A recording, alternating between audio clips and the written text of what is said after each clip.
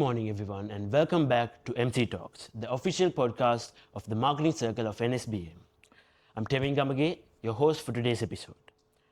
Now, as someone with a strong passion for the film industry, for the movie industry in Sri Lanka, and someone who is enthusiastic and also willing to know more about the Sri Lankan film industry, we have a person who is here with us today to focus on the world cinema, not just films on screen, but also the business, the experience, and how an organization shapes the person's view of the cinemas. So, one of the most recognized names leading this space is Scope Cinemas. And with that, let's dive into today's guests. And that is joining us today, the Chief Executive Officer of Scope Cinemas, Mr. Naveed Cader. Thank you for joining us today, Mr. Naveed. Thank you for having me, Tevin. So, before stepping into the business side of cinema, I'm going to ask you some personal questions. Sure. You know, how you got here, how you came to this place in your career. Sure. What was your personal relationship like with the movies? Like, what made you come here? Like, what experiences? Was there a special person? Was there a special movie maybe what made you come to this place in your career? Sure, okay. So let me begin. Firstly, I'm third generation in the business. So my grandfather, Mr. Naveed Cader, was one of the pioneers of the industry for almost the last 70 years. He was one of three. But however, with the 30-year civil war and many other issues that we faced in Sri Lanka, the movie industry was dying. There was no innovation, there was nothing, good quality cinemas weren't being built, quality of films weren't there, we didn't have the Spider-Mans, the Thors, you know what I'm saying? Yes. So we didn't really have good content from an international and local perspective. But one thing that kept me going, my dad also has been very involved in the industry. But because of these many issues that we faced in Sri Lanka and the industry, we actually got out of the exhibition side of the industry. But however, our family still owned the Liberty Cinema, which my grandfather built. And regardless of us not being actively involved, my dad, every Saturday, used to put me in the car and just go see how the cinema is doing. Whether the cinema was profitable or not was not what was important. It was just about going to a cinema. That's something I think in my childhood doing that we had done every week, which I think resonated with me. But over a period of time, as I grew up, when movies started coming back in some form, and we felt that Sri Lankan audiences were going back gradually, but still not enough, not in compared to a global landscape. And actually, the biggest change for me happened when I was in university in the United Kingdom, where going and watching a movie was a part of our culture. Few friends finish our classes, and then we used to just go grab some dinner and then watch a movie and come back home. So when I came back, I used to come for holidays, and I felt that we didn't have that culture here. Yes, there were 1 or 2 movies for the year, but it was not a part of our daily habit. So that's when I really realized, oh my God, there's an actual gap. Yeah. And then is when I actually started thinking about how we could try and make a difference in the movie industry. So, was there a specific movie you loved back in the day? I mean, as a child, during my lifetime, there were many movies. I can't pick one, but if I pick a recent one that really made me feel the value of cinemas in the very recent was Top Gun Maverick. Top Gun. Because that is the type of film I felt, especially after COVID and all of that, when the cinemas were shut again. And when I saw it released, especially at our Dolby Atmos, the sound, the screen, seeing those jets fly off from one to another was magical. And it actually was a sense of emotion for me also, And that's when I realized there is something called movie magic in a cinema. That's very interesting, sir. So, do you remember your first experience, coming to the business side of the cinema industry? Because working newly at like cinema is a special experience for someone, right? So did you learn things, and maybe like what surprised you the most when you joined this culture? So you mean when we started Scope or in Yeah, when cinema you in started general? Scope. Okay, so like I said, we were not in exhibition. So Scope is an exhibition company, and I felt as I had gone overseas and I had seen what cinema culture was. I realized when I came on holiday, like I mentioned, that we didn't really have a cinema habit. Like our popcorn was old, it was packeted, there was no freshness, sound was not good, it was very mediocre. It's some you could argue that you have better sound at home than at the cinema. Screens were not at good quality. It was not dark, it was not bright. It was dark, and the overall experience was not great, but people still went because they had no option. So then that was also the time that we actually were getting the Liberty back because my father had given it out on lease. And I happened to be in the hospitality industry because we have a hotel, and that was something our family was focusing on. But I was never really happy being in the hospitality industry at the time because I felt like it was the same that everyone does as we go. So then at that time, I spoke to my dad and I said, listen, I feel that we can really make a mark in the cinema industry. And the Liberty also was coming back to our family after a long-term lease. And then I took the challenge, big risk. But when I planned, spoke to some architect, a friend of mine also, and literally said, you know what, we need to fix this in 3 months because in 3 months I had targeted the release of Fast and the Furious. So in 3 months, we went from drawing architectural plans to breaking the cinema of one screen to making it two screens because we wanted more screen time. That's why Liberty is two screens today. It used to be one 500-seater. And yeah, then I personally, I love my food and beverage. And popcorn was a big part of cinema for me. So I used to sit with, I hired about a few staff. I used to literally go behind the counter, talk to the staff, and bake the popcorn myself and sell it to the customers because that's the only way I felt like I could teach the staff what a good popcorn was.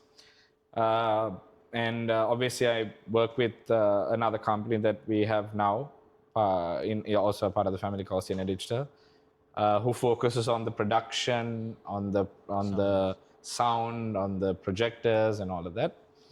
And we've said, you know what, these are things we're not going to cut corners on. We'll somehow ensure that we do it really well. And then we slowly invested, took a big risk, but we started. We believed in doing the basics right. That is sound, food, experience, customer service well. And that's when the whole idea of Scope Cinemas was born. That's great. With the launch of the Liberty. Yeah. That's great to hear, sir. Because whatever you do, like you said, you move from the hospitality industry to this. Whatever it makes you happy, you have to do, right? So like you said, you started the industry and moved with two screens. And when you started first, when you were branching out the Scope Cinemas, when you were upgrading to a new location, new initiative, what influences this decision the most? Like branching out, is it the audience feedback, or is it the researchers you do, or what is it? So I can answer that in two parts. Initially, when we started Scope is going to be 10 years in April.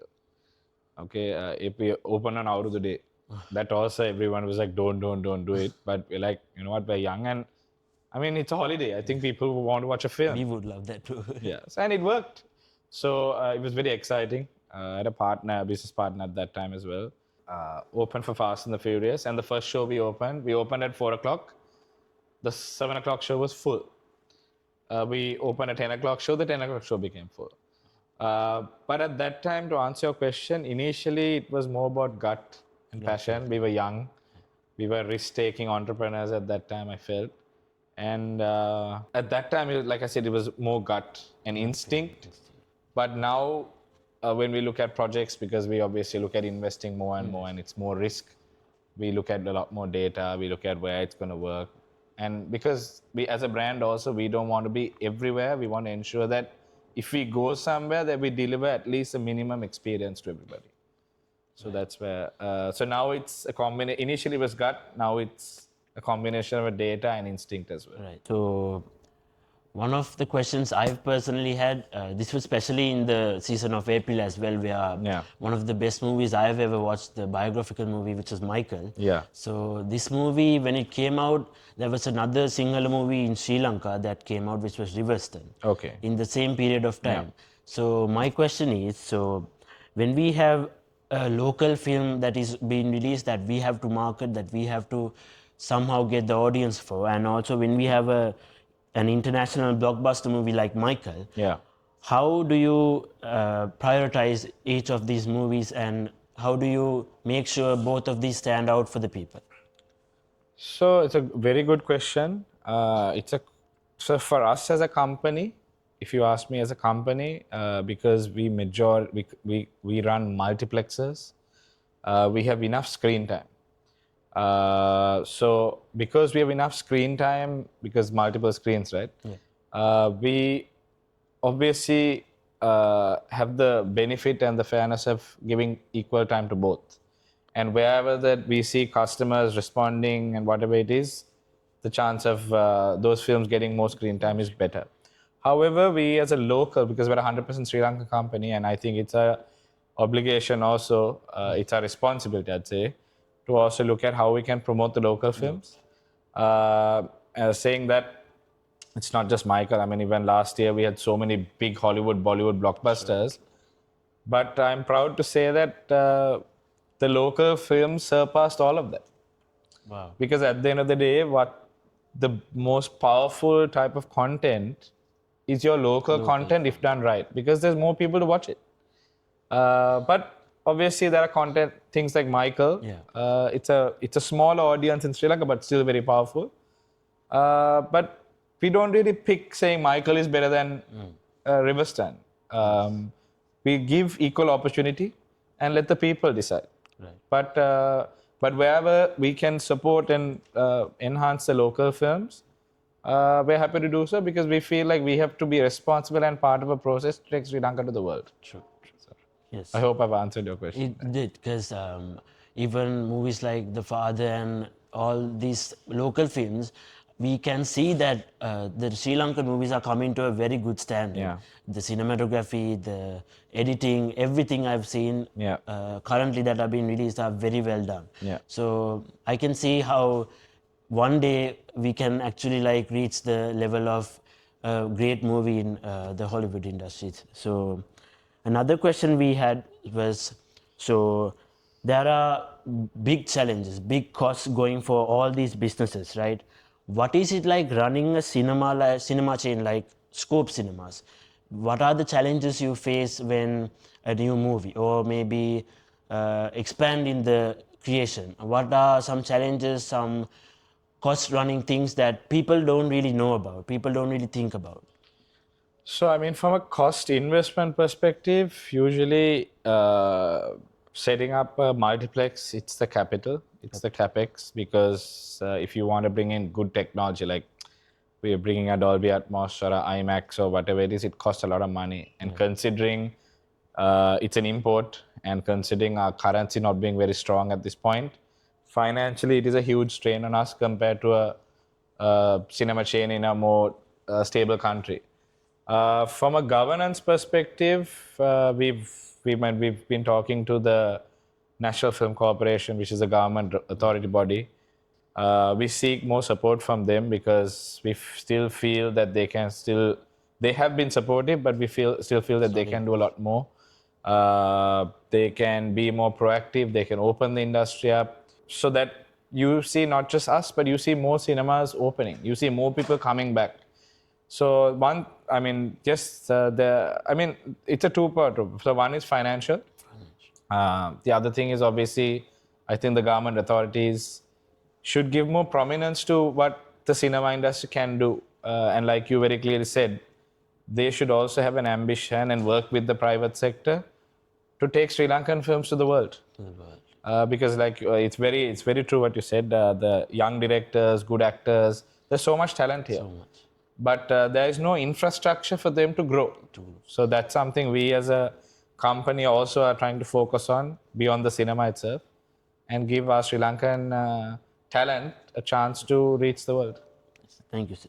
So, from the marketing circle of NSBM, we have a lot of marketing undergraduates and a lot of young businessmen who are willing to actually go to the cinema industry, and most of them are scared that, oh, maybe like people won't come. There's so many questions that have answers, but they don't really look for it. So, in the marketing perspective, one of the questions I've had was reaching the audiences, right? So, in Scope Cinemas, what are some marketing strategies and business strategies you all use for, digital marketing, partnerships, or, is it like word of mouth experiences, or what are some marketing I think strategies? it's a combination. See, firstly, like any business, you need to have your product right. You need to have an experience that customers would come to. The basics, right? It can be cinema, it can be hotels, or it can be anything. But today, in a day and in an era where there's social media, there's reviews, there's all of that, a lot of widespread publicity for good and bad. I think you first focus should be your product and ensuring that every customer who comes in to your business is looked after. That's something I feel we've done well. Obviously, I still believe that we have also got a lot to learn. We're still very young from a larger scale of things, but I feel like we've done that fairly well. We've invested. You also need to invest in technology. Yes, marketing is also very important. You need online, offline. You need to have a lot of events, activations. Make it fun, because cinema is a fun industry. It's a part of it. It's an entertainment industry. But entertainment doesn't just mean you press a button and you get people to come and watch. How do we get people out from your house, the comfort of big TVs? So it's actually a experience for families and couples and younger people to come out and also be a bit social, right? Yeah. It's a social gathering where, say, 50 or 100 people watch something together. So I think marketing has a lot to do with making it fun from an activations perspective, communications perspective, and obviously social media, you get various strategies that you can work on. Push your creativity. Think outside the box. Don't ever be comfortable is what I would tell anyone.